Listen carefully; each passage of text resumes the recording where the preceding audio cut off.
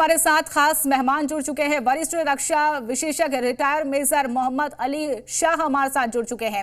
उनसे हम बातचीत करेंगे। जिस तरह से लगातार पाकिस्तान में पुलवामा हमला देखने को मिला, सर आपसे लगातार देखिए जिस तरह से पाकिस्तान में हमला देखने को मिल रहा है, बैक टू बैक ये हमले यहाँ पर हो रहे हैं और उसके बाद बीएलए के द्वारा ये दावा भी किया जा रहा है कि 90 सैनिकों की इसमें मौत हो गई।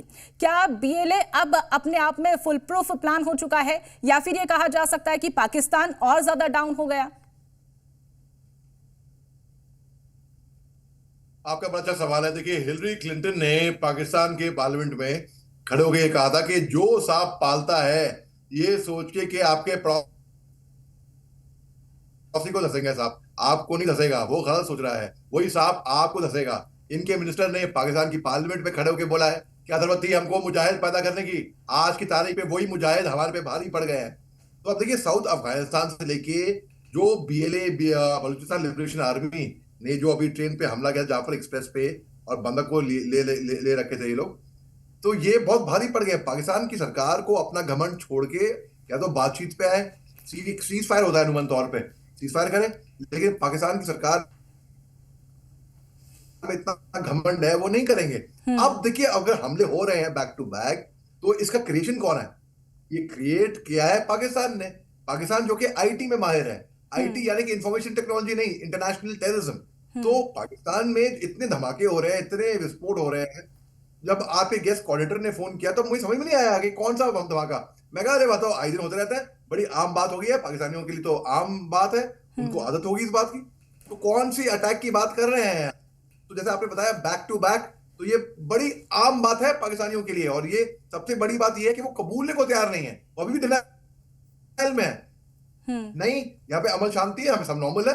अरे भाई, इतना बड़े धमाके हो रहे हैं, आपके सैनिकों को वहां पे मार रहे हैं 90, मतलब मजाक की बात तो है नहीं, मगर ये इतने बेशरम हो चुके हैं कि इनको परवाह नहीं है। 99 में जब कारगिल युद्ध हुआ था ना, जब हमने इनके सैनिकों को मारा था, तो इन्होंने डेड बॉडीज को पहचानने में इनकार कर दिया। ये बोला कि हमारे सैनिक नहीं है ये, आप जो करना है करिए। हमने फिर अपने इज्जत आजरू हमने उनको दफनाया पूरे अच्छी तरीके से। मगर ये इतने ज्यादा इनकी इकोनॉमी गिर रही है, एफएटीएफ की ग्रे लिस्ट में है, फाइनेंशियल एक्शन टास्क फोर्स। आप देखिए, इनको कर्जा देने को तैयार नहीं है। इंटरनेशनल मॉनेटरी फंड आईएमएफ पिछले साल 1 फरवरी से लेकर 10 फरवरी तक इनकी 10 मेंबर की टीम आई आईएमएफ की, और फिर भी हल नहीं निकल पाया। इन्होंने बोला अब हम वापस जा रहे हैं अमेरिका, अब हम ऑनलाइन बात करेंगे आपसे। तो ये इनके लोग, इनकी राजनीति जो है ना, ये एकदम थर्ड रेट है।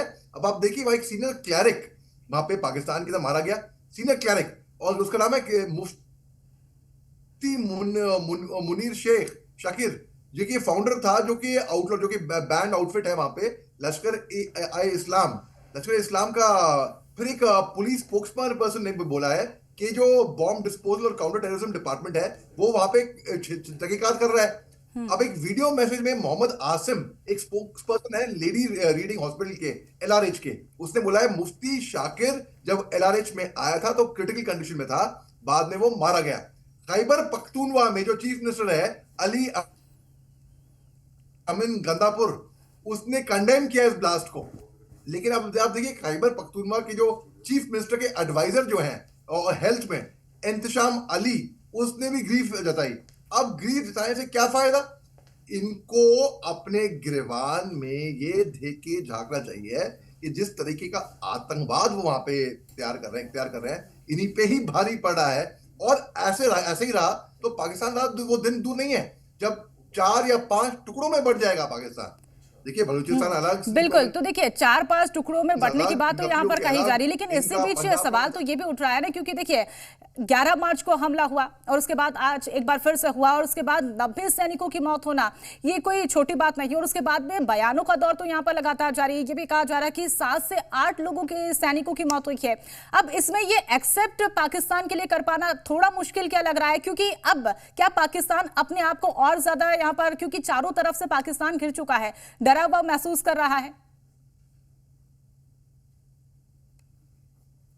बिल्कुल ये घिर चुका है और ये डरा हुआ महसूस कर रहा है। और ये देखिए, मैंने एक फिल्म की थी हैदर, उसमें एक्टिंग की थी, उसमें मैंने एक लाइन थी मेरी, नो मिलिटेंट डेड और life is worth my soldiers life. यानी कोई भी उग्रवादी कितने भी मारो, आप सिपाही के, एक सिपाही के लायक नहीं होगा, के बराबर नहीं होगा। ये तो कह रहे हैं कि 7 या 8 पे कितने कह रहे हैं ये, अरे 90 और कहा ज्यादा आंकड़ा देखिए आप। मैं तो कह रहा हूं इनको परवाह नहीं है, वो नहीं शतरंज खेलते हैं, फायदा हमारा कोई फर्क नहीं पड़ता और आ जाएगा।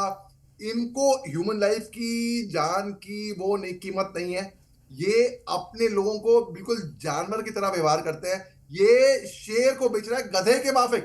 ये चीन को शेर बेच रहा था, बाघ बेच रहा था गधों के माफिक।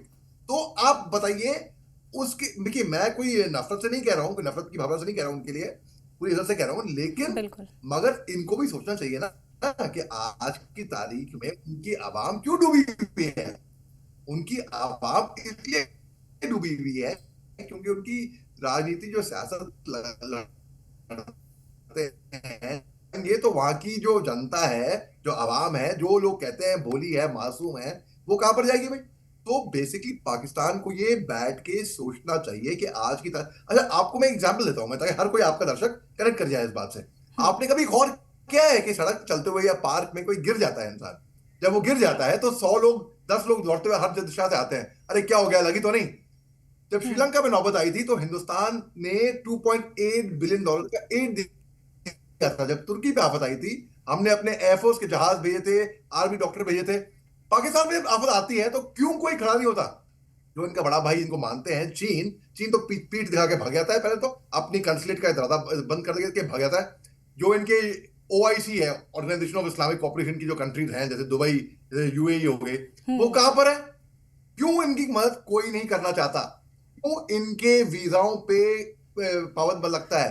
क्यों पाकिस्तानी बहुत लोग ये बात जानते होंगे, पाकिस्तानियों को जब बाहर के देश में वीजा लगता है ना, तो ये होता है कि रिस्ट्रिक्टेड, आप ये करेंगे, बस ये कॉन्फ्रेंस ही अटेंड करेंगे, आप बाहर नहीं जाएंगे, खाए पिएंगे नहीं, यहाँ घूमेंगे नहीं, ऐसे वैसे वीजा मिलते हैं। उनकी बिल्कुल। तो पाकिस्तान की देखिए, जिस एक्ट्रेस तरह ने से बोला है, लगातार अब यहाँ पर बैक टू बैक हमले पाकिस्तान में हो रहे हैं और उसके बाद अब पाकिस्तान को चिंता कितनी है, ये तो देखने वाली बात होगी। फिलहाल आप हमारे साथ जुड़े, चर्चा का हिस्सा बने, उसके लिए बहुत बहुत धन्यवाद।